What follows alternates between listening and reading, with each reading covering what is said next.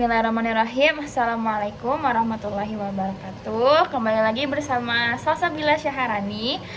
Insya Allah hari ini saya akan membawakan podcast bersama narasumber saya yang tadi sempat bertemu di jalan. Perkenalkan dengan Kakak Syakira Kaila. Ini narasumber saya. Kak Kaila ini tadi saya sudah sempat berbincang sedikit gitu ya tentang hidupnya, kemudian tentang pengalaman hidupnya, bahwasannya dia itu pernah pesantren gitu ya.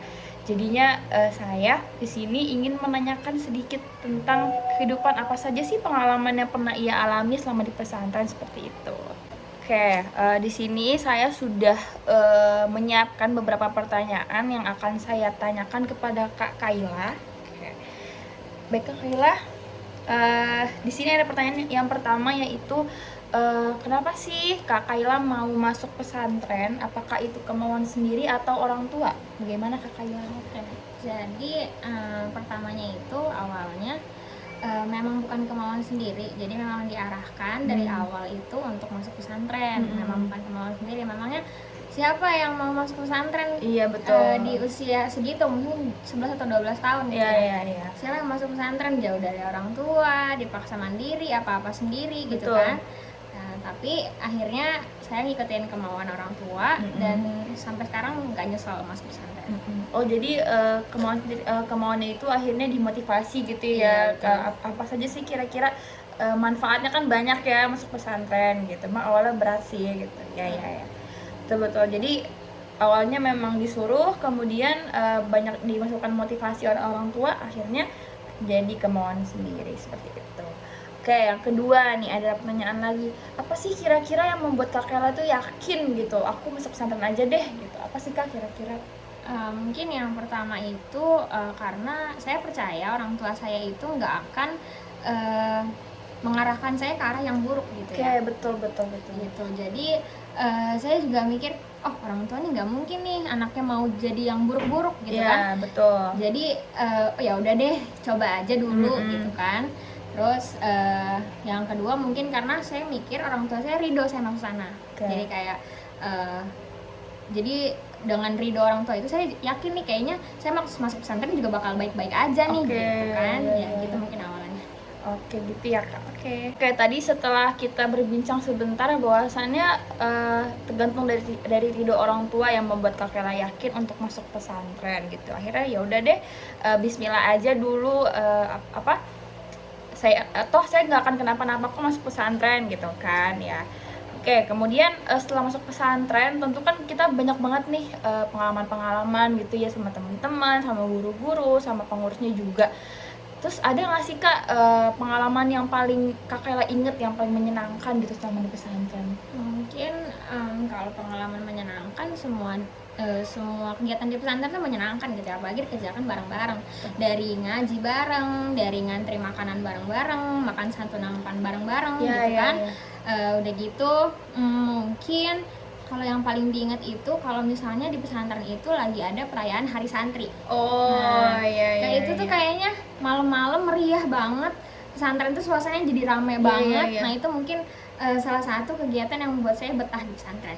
Oh, kalau Hari Santri itu biasanya ada lomba-lombanya gitu atau gimana sih? Iya, ada lomba MHQ, ada lomba pidato, ada lomba drama, terus yel-yel. Jadi kan suasana santrinya nih mendukung banget gitu ya. Jadi rame-rame gitu lah ya istilahnya. Oke. Itu kan pengalaman senangnya tuh teman-teman. Nah sekarang kita mau tahu nih, apa sih kira-kira pengalaman yang gak enaknya, ada nggak sih Kak kira-kira apa aja? Pengalaman gak enaknya mungkin pertama-tama karena nggak betah gitu kali ya pertama. Terus mungkin kalau misalnya kita ini kena hukuman. Nah kena hukumannya ini yang bikin malu.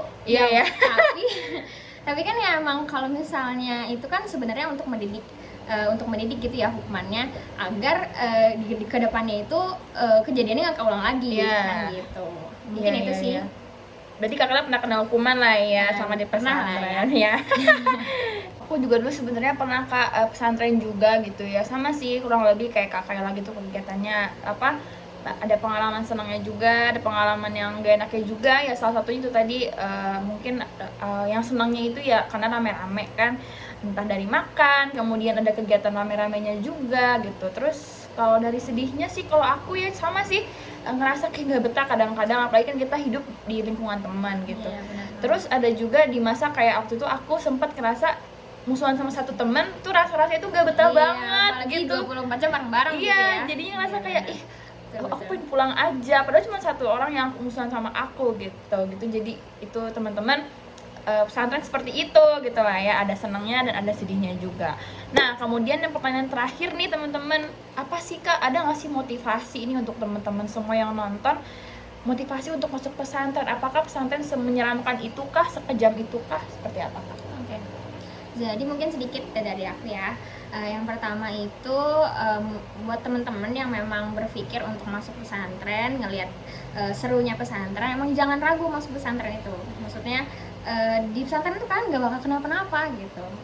Ya justru banyak hal-hal positif yang bakal kalian dapetin ya. Apalagi ya tentang pertama itu bidang agama gitu lah ya. Betul, ya. Udah gitu untuk teman-teman yang memang diarahkan oleh orang tuanya ya untuk masuk pesantren gitu ya, ingat kalau orang tua itu nggak bakal menjerumuskan anak-anaknya ke dalam keburukan. Betul, gitu kan betul, pasti iya, kan betul. Orang-orang tua itu mau yang terbaik untuk anak-anaknya Iya, gitu. betul. Udah gitu aku juga yakin kalau banyak hal-hal positif dalam pesantren yang bakal melindungi kalian dari banyaknya kenakalan-kenakalan remaja saat ini. Iya, gitu. apalagi zaman sekarang tuh serem banget ya, kita bisa lihat kan kayak aduh pergaulannya seperti apa gitu. Iya, betul banget. Jadi di pesantren itu kita dibentuk dulu basic gitu ya, fondasi, baru pas keluar kita bisa membentengi diri gitu ya Kak Kayla ya. Betul. Terus ada nggak sih kira-kira manfaatnya gitu? Kalau menurut aku sih pribadi, aku ngerasa waktu aku masuk pesantren gitu, walaupun sebenarnya kayak dikekang banget kan, kayak apa-apa sebenarnya diatur, kemudian apa jadwal makannya, terus belajarnya, tidur semua diatur. Terus setelah keluar aku ngerasa kayak ya udah deh, aku bisa nih untuk menjaga diri aku bisa memanage waktu aku gitu ya Kak Kayla. Terbiasa Ya. jadi disiplin gitu teman-teman. Iya, betul. Teman-teman semua, itu tadi perbincangan aku sama Kak Kayla seputar tentang pesantren. Ya, jadi sudah ada gambaran ya seperti apa sih kira-kira kehidupan di pesantren, walaupun hanya segaris besar aja.